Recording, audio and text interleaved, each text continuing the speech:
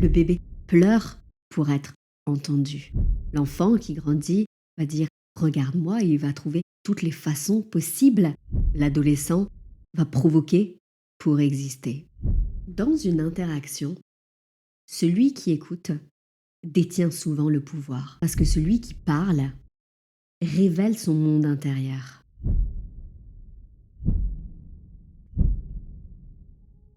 Si je vous révélais que la compétence la plus magnétique au monde n'est pas celle que l'on apprend à développer. Ce n'est pas la beauté, parce qu'il existe des personnes magnifiques qu'on oublie immédiatement. Ce n'est pas l'intelligence.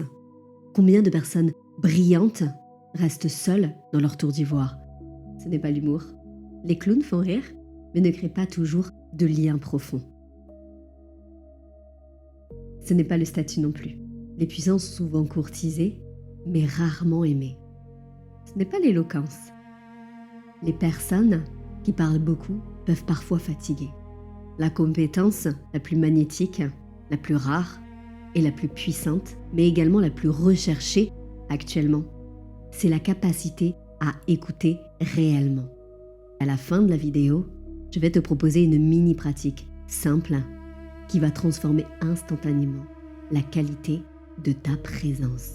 Parce que oui, l'écoute est en lien avec ta présence et va transformer ton charisme en une aura évidente.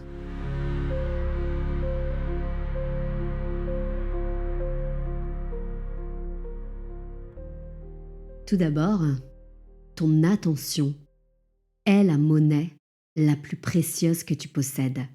Surtout de nos jours où c'est la game de l'attention, la guerre de l'attention.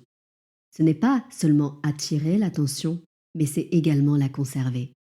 Chaque fois que tu écoutes quelqu'un, tu investis quelque chose d'irremplaçable, ton temps de conscience. Et les personnes qui savent offrir cette attention créent quelque chose de presque invisible. Ça pourrait s'appeler comme une dette émotionnelle. Parce que lorsqu'une personne se sent profondément entendue, elle garde cette expérience dans sa mémoire affective, même s'il n'y a pas d'attente de l'autre côté et que c'est une écoute qui est profondément dans le don.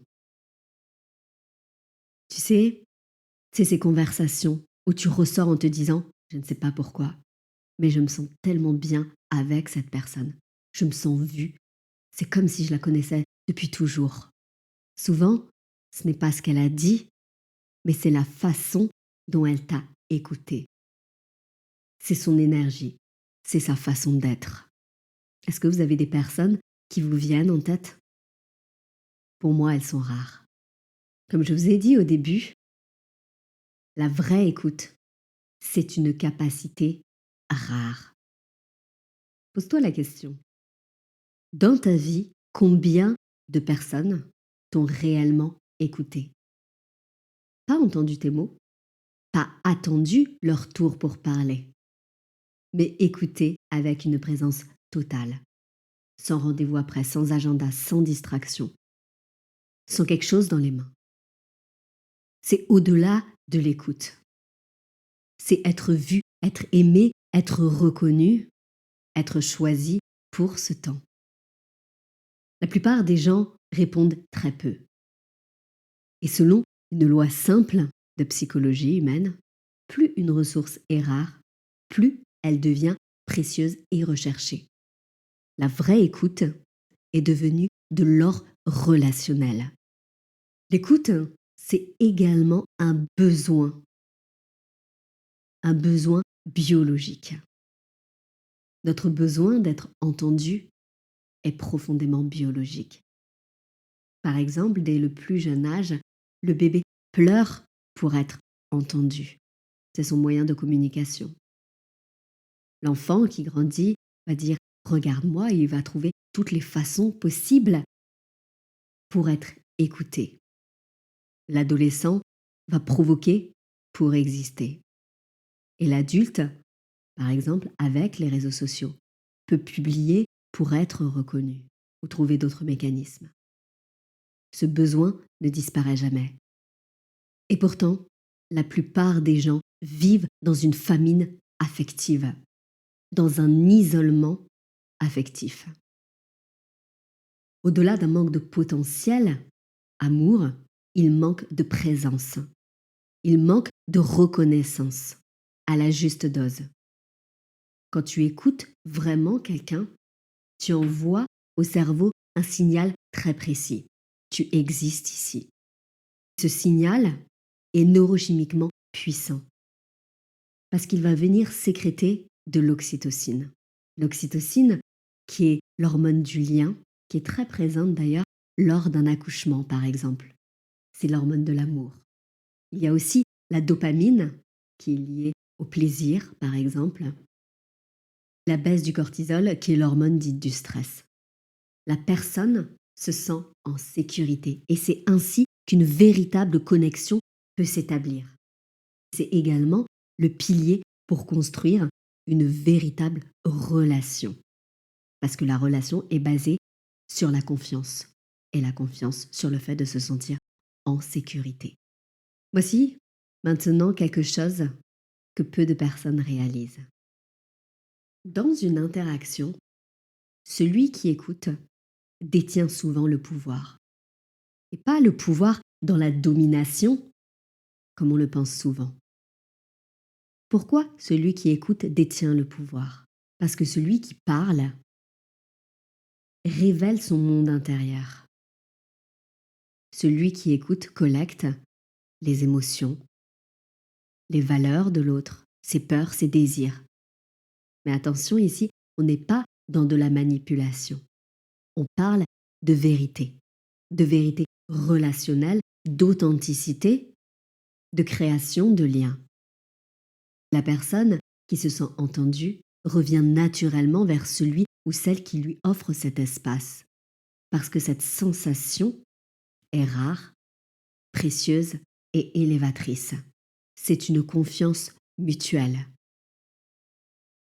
La personne qui se livre est dans un acte de courage, de vulnérabilité et apprend à être de plus en plus elle-même. C'est un charisme qui se développe des deux côtés. On imagine souvent le charisme comme une énergie extravertie, expansive. On confond écoute et effacement. On ne pourrait pas être une personne extrêmement présente et extrêmement à l'écoute, posée, et en même temps charismatique. Mais écouter, ce n'est pas disparaître. Écouter, c'est une posture. C'est occuper l'espace d'une autre manière. Et la personne qui écoute remplit l'espace avec sa stabilité. Dans n'importe quelle pièce, le système nerveux le plus stable devient le point de référence. L'écoute magnétique n'est pas passive, elle est contenante. Tu as déjà vécu ça? Quelqu'un ne parle presque pas, mais tu sens que la pièce tourne autour de cette personne. Quand cette personne prend la parole, tout le monde l'écoute. Le silence de la part de cette personne n'est pas de la timidité. C'est une présence affirmée. Quand tu es dans cet état-là, dans cette attitude-là, tu choisis consciemment quand parler. Quand tu parles, c'est précis, c'est clair, c'est posé. L'écoute ne diminue pas ta visibilité. Elle augmente la valeur de ta parole. Elle augmente ta présence. Elle augmente l'empreinte que tu laisses à ton passage. Et plus ta parole est rare, plus elle devient lourde de sens. L'écoute, c'est un effet multiplicateur. Parce que, comme on l'a vu au départ, la beauté attire certains, l'humour en attire d'autres, l'intelligence aussi. Mais une personne qui écoute profondément attire tout le monde. Parce que tout le monde a besoin, veut être entendu. L'introverti se sent accepté, l'extraverti se sent accueilli, l'émotionnel se sent compris et l'intellectuel se sent suivi. L'écoute est un langage universel. Pour ma part, pour une petite anecdote personnelle, j'ai eu un grand-père qui est devenu une figure publique et qui a été reconnu au moment de son enterrement, ce qui est ressorti de la part de plusieurs personnalités publiques, de plusieurs politiques également. C'était que c'était une personne avec une écoute immense, qu'on avait l'impression d'être la personne la plus importante au monde quand on discutait avec lui. Qu'en plus, il retenait les informations. Même si on le revoyait 6 mois après, il pouvait nous demander des nouvelles d'une personne de notre famille en se souvenant de toute la conversation. J'ai grandi avec ce modèle-là. Ça a été quelque chose de très important qui a été cultivé chez moi et que j'aime profondément apporter dans tous mes espaces d'accompagnement. Comme je vous avais dit au début de la vidéo, je vous propose maintenant une petite pratique sur l'écoute magnétique. La prochaine fois que quelqu'un te parle, teste ceci. Tout d'abord, ralentis intérieurement. Tu peux le faire par la respiration, par exemple. Puis, connecte-toi en présence. Ne prépare pas ta réponse. Enfin, écoute, comme si cette personne allait te révéler quelque chose d'essentiel. Surtout, laisse une seconde de silence, au plus, avant de répondre. Ce silence change tout. Il montre que tu as réellement reçu ce qui a été dit. C'est un entraînement. C'est normal de ne pas se sentir à l'aise ou de ne pas se sentir naturel dans cette situation les premières fois. L'écoute, c'est quelque chose qui se cultive. J'aimerais te laisser aussi avec une question. Dans tes conversations, cherches-tu à être intéressant ou à rendre l'autre important? Par moments, on peut être l'un ou on peut être l'autre. Quelle est la dominance chez toi? On a toujours un curseur. Parce que c'est là que va démarrer, que va naître, que va grandir ton magnétisme. L'écoute, c'est pas l'absence de parole, c'est vraiment cette présence totale. Dans un monde où tout le monde veut parler, où tout le monde a quelque chose à apporter, celui qui sait écouter devient inoubliable.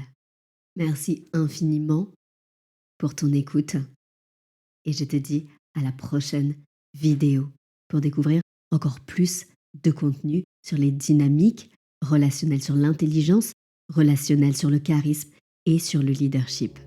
Je te dis à bientôt.